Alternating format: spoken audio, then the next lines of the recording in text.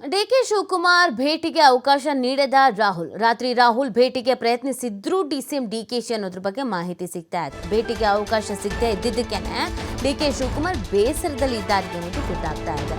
ವಿದೇಶದಿಂದ ದೆಹಲಿಗೆ ನಿನ್ನೆ ರಾಹುಲ್ ಗಾಂಧಿ ವಾಪಸ್ ಆಗಿದ್ದಾರೆ. ನಿನ್ನೆ ಬಂದಿದ್ದಾರೆ.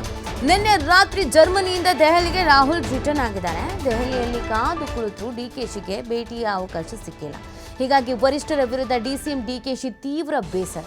ಬರಿಗೈಲಿ ಬೆಂಗಳೂರಿಗೆ ವಾಪಸ್ ಆಗ್ತಾ ಇರೋದು ಡಿಕೆ ಶಿವಕುಮಾರ್ ಅವರು. ಸಹಜವಾಗಿ ಬೇಸರ ಆಗತ್ತೆ ಡಿಕೆ ಶಿವಕುಮಾರ್ ಅಂತ ವ್ಯಕ್ತಿಗೆ. ಯಾಕೆ ಅಂತ ಅಂದ್ರೆ, ಕಾಂಗ್ರೆಸ್ಸಿಗೆ ಕಷ್ಟ ಅಂತ ಬಂದಾಗ, ಪಕ್ಷಕ್ಕೆ ಕಷ್ಟ ಅಂತ ಬಂದಾಗ ಅದು ಕೇವಲ ಕರ್ನಾಟಕದ ವಿಚಾರ ಅಲ್ಲ.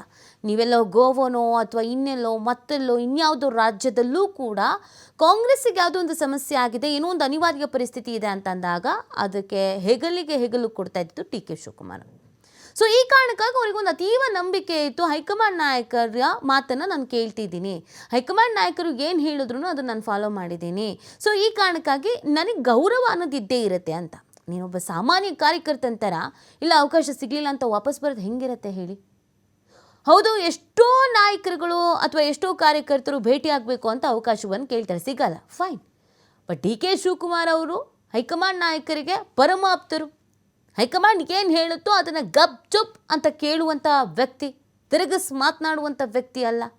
ಅವರೇ 1000 ಬಾರಿ ಹೇಳ್ದಂಗೆ ಹೈಕಮಾಂಡ್ ಏನು ಹೇಳುತ್ತೋ ಅದನ್ನು ನಾನು ಕೇಳ್ತೀನಿ, ಗೆರೆ ಹಾಕಿದ್ರು ನಾನು ದಾಟಲ್ಲ, ಶಿಸ್ತಿನ ಸಿಪಾಗಿ, ಪಕ್ಷದ ನಿಷ್ಠಾವಂತ ಕಾರ್ಯಕರ್ತ, ಅವ್ರು ಹೇಳೋದನ್ನೆಲ್ಲ ನಾನು ಮಾಡ್ತೀನಿ, ಇಂದಿರಾ ಗಾಂಧಿ, ಸೋನಿಯಾ ಗಾಂಧಿ ಇವರೆಲ್ಲರ ಪರಮಾಪ್ತನಾಗಿ ಇರಬೇಕು ಅಂತ ಬಯಸ್ತೀನಿ, ಹಾಗೆ ಇದ್ದೇನು ನಾನು ಕೂಡ.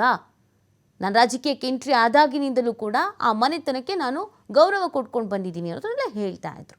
ಸೊ ಹೀಗಿರ್ಬೇಕಾದ್ರೆ ಅಂಥ ಒಂದು ವ್ಯಕ್ತಿಗೆ ಸಮಯವೇ ಸಿಗಲಿಲ್ಲ ಮಾತಾಡೋದಕ್ಕೆ, ಅವಕಾಶವೇ ಸಿಗಲಿಲ್ಲ ಮಾತಾಡೋದಕ್ಕೆ ಅಂತ ಅಂದಾಗ ಬೇಸರ ಆಗೇ ಆಗತ್ತೆ. ಅದೇ ಬೇಸರ.